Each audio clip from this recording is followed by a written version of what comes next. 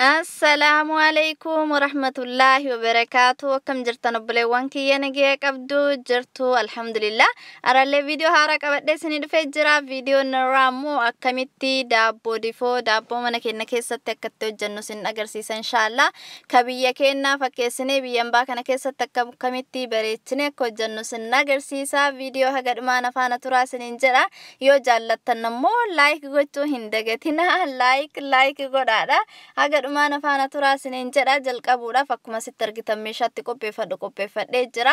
Achi booda killee firii lamaan barbaachisa jechuudha. Killee kana haanumaaf mi'eessuuf itti godhe malee yoo barbaaddan yoo itti godhuu baattanillee rakkoo hin qabu. Yoo jaallattanii itti gootanillee isiniif mi'eessa isiniif bareecha malee homaarraan hir'isu. Akkasuma sukkaara hanga maankaa xixiqqaa san sadiin ga'a waa guddaa xiqqaa akkuma argitan kana soogiddaillee harkumaan xiqqishuu tokkotti godha jechuudha. Irshee yookaan ammoo kaameraa bukeessuudhaaf naa ta'u ammasii hanga maankaa takka hanga itti godhe sukkaaraaf killee yoo barbaaddan itti godhachuu dandeettan yoo jaallattanii akka isiniif mi'aahu barbaaddanii yoo hin jaallannillee irraa dhiisuu dandeettan jechuudha. Hanga kana akkuma agartan kana sirriitti wal keessa makaa haga inni wal seenutti jechuudha. Ganni wanti kun maraa bifa tokko godhatee wal qabatutti eegasii zayitii xiqqashuma takkatti godha akkuma argitan kana zayitii xiqqootti godha. Bakka zayitii kanasii dhadhaa fayyadamuu dandeettanii yoo dhadhaa jaallattanii mana keessaa qabaattan dhadhaa fayyadamuu dandeettanii haala kanaan hunda isaatiyyuu akkuma agartan kana dhahee wal seense jechuudha inshallah. Afaana turaa isiniin jedha hedduu tokko bareedaa kun akkanatti bifa tokko wal qabateen harkifata bareedaa kana wal seenee jira jechuudha hundi isaatiyyuu. Amma immoo aannan itti godha. Aannan kinoo burcuqqoon tun xiqqishuudha guddaallee miti isii kana gimmaashatti godhe. Daabboo xiqquma isaa hojjechuu barbaada waan ta'eef kanaaf xiqqeessee isin ammoo akka itti isin hojjettan irratti murteeffama. Yoo guddaa hojjettan akkasuma itti gootanillee baay'iftanii yoo xixiqqaa hojjettan ammoo akkasuma xiqqeessan jechuudha. Akkasuma akkuma argitan bishaan xiqqishuu tokkotti godhee jira xiqqishu addaan baafachuudhaaf kana wajjin sirriitti wal keessa makee kinoo bifa takka godhatee jira. Amma immoo daakuutti godhadha jechuudha. Amma harkaan bukeessa harkaan irra naaf mijataa ka sochoosaniin saniin jalaa jabaataa deema waan ta'eef harkiyya dhiqadhee qulqulleessee jira. Asitti kun akkuma argitan daakuutti gorataa jira suutan itti goggorataa jira. Harceen ani fayyadame kuni harcee daqiiqaa ka mana keessatti fayyadamnu ka all purpose jedhu sani ka bread jedhu ka daabboodhaaf qophaa'ellee fayyadamuu dandeettanii ani ka all purpose jedhu isuma kana mana keessaa qaba. Adii daqiiqaa kana jechuudha.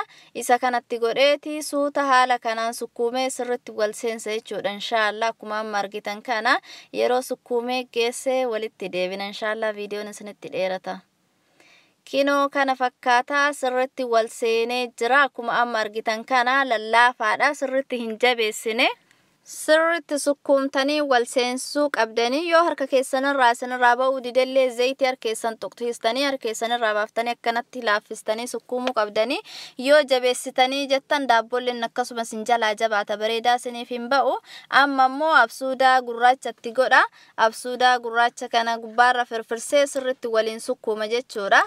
Akkuma isiniin jedhe yoo harkarraa isin ba'uu dide zayitiin harkeessan tuttuqattanii yoo sukkuumtanii laaffiftan bareedaadha. Yoo jabeessanii akka daabboo biyyaa sanitti isuma san sukkuumnee kan inni hojjanna jennu ta'e akkas namaaf hin ta'uun bareedu yeroo hedduu yaalee dadhabe maaliif akka ta'e naaf hin galle yookaan oovina nu keessatti hojjannu kanatu akka eelee faaraan bareechine ta'e yookaan ammoo baala warqee yookaan baala muuzii ka biyyaa akkatti uffisan santu irraan uffisnee saniif namaaf hin bareedne ta'e waan inni ta'e naaf hin galle akka biyyaa sanitti yoo jabeessanii haaluma saniin kan hojjanna jedhan ta'e dhagaa nama jalaa ta'e gadi ba'aa bareedee namaaf hin ba'u. Haala kanaan kun absuudaa gurraacha wajjin wal seensisee jira. Amma immoo feestaalii wayiitiin irra qadaadee jechuudha. Waraqaa kana ka argitan kanaan irra shaffaneeti qadaadee lafa godhaa haga inni bukaa'ee lama ta'ee ol ka'utti haga inni ol guddatutti kana lama kuffeedhee ol ka'utti jechuudha. Akkuma oowwinna mana keessanitti murteessaa bakka biyya isin jiraattanii yoo lafa oowwaa ta'e yoo suma dafee ol ka'a yoo lafa qorraa ta'een tura yeroo inni ol ka'e walitti deebina inshallah. Kinoo kana fakkaataa kuffi jedhee jira bukaahee ol ka'ee jira kana lama deebi'ee jira kareefisa lama deebi'ee jira. Amma immoo waraqata reeftanatti uffisisan irraa kaasee harkuma kiyyaan gadi deddeebisee qilleensa kana keessaa baasee gadi deebisee jechuudha. akkuma amma argitan kana kinoo harkaan dhidhiibeetii gadi deebisaa. Yoo akkanatti laaffistanii laafaa kana ta'e daabboonis laafaa bareedaa isinii ta'ani jabeesses yaalee laaffises yaaleetii akkanatti kalaafaa kanatu irra naaf mijate. Kanatu irra daabboo bareedaa sooftii ta'e gadi namaa baha. Haala kanaan kinoo sirritti gadi deddeebisa. Akkuma amma argitan kana qilleensa hunda isaatiiyyuu keessaa bahuu qaba. Haala kanaan gadi deebiseetii amma gara meeshaa hojjedhutti garagalcha jechuudha. Kinoo akkuma argitan kanatti keessaa garagalfadhee kana keessatti hojjedha. Keessa isaa zayitii dibuu qaba akka inni irraa hin qabannee fi ka qabullee miti garuu akkanumaanii jala isaa zayitii diba. Zayitii kanollaa oilii ka jedhu spray kana fayyadama nan istikiidha. Spray kana dheengadda viidiyoo hojjedhe irratti obboleettiin tiyya takka xiqqishuma agarsiise guddaan agarsiisne ani zayitii kaaninuma garaagarummaa hin qabu. Kanaafi zayitii spreetti afuufte san sirritti mee nu mul'isi akkanulleen arginu irraa laallee bitannan jettee kinoo kana fakkaata. Zayitii kaaninuma addaan hin jiru takkuma kanollaa spray oilii nan istikiidha jedha akka ittiin qabanneef kana nama gargaaru. Isa kana gubbaa firfirsee ka'eetii kinoo bukoo keenya ka bukeeffadhe san fuudheeti haala kanaan akkanatti keessa diriirfadhe jechuudha. Meeshaan kiyya xiqqoo tokkotti xiqqaataayyuu geengoon isaa keessa meeshaa xiqqoo kanarra bal'aa keessatti osoo bal'ifadhe hedduu tokko sirritti naaf bareeda. Meeshaa daabboo kanaaf ta'u kanarra bal'aa ammaaf mana keessaa hin qabu kanaaf kama qabu irratti bal'ifadha. Haala kanaan sirritti wal qixxeessee akka inni wal hin tarretti akkanatti keessa afa. Akkanatti dhiiseeyyuu garuu booda yeroo bukaa waddaan bal'ata waan ta'eef rakkoo hin qabu. Absuudaa gurraacha mallee xiqqishuu tokko gubbaarra firfirsaa daabboo absuudaa gurraacha wajjin hedduu tokko jaalladha. Keessatti illee godhee jira gubbaarratti illee akkana xiqqishuu tokko firfirseeti akkanatti haala kanaan bal'isee wal qixxeessee jechuudha inshaallah. Wal qixxeessee ammasii qadaadee xiqqishuu tokko haganni ol ka'uu dhiise jechuudha.